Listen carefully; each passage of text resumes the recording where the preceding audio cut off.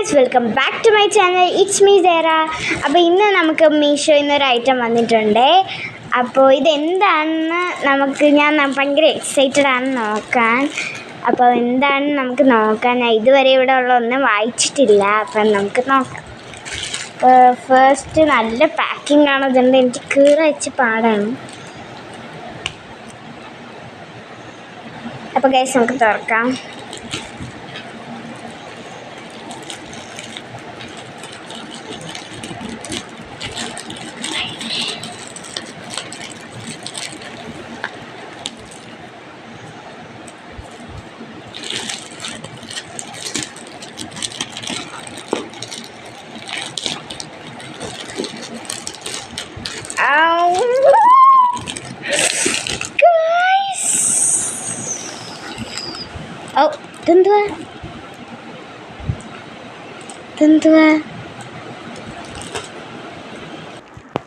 അപ്പം ഇതാണ് ഒരു ഐറ്റം.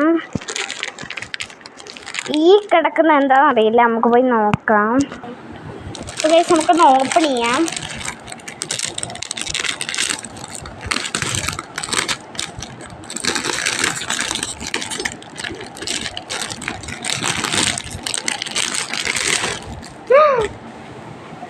കൂടെ എന്തോ ഒരു സാധനം.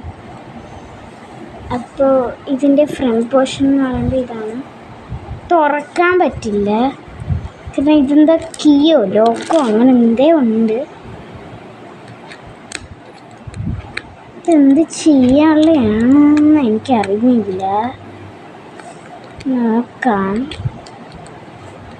ഇങ്ങനെ വെച്ചിട്ട് ഇങ്ങനെ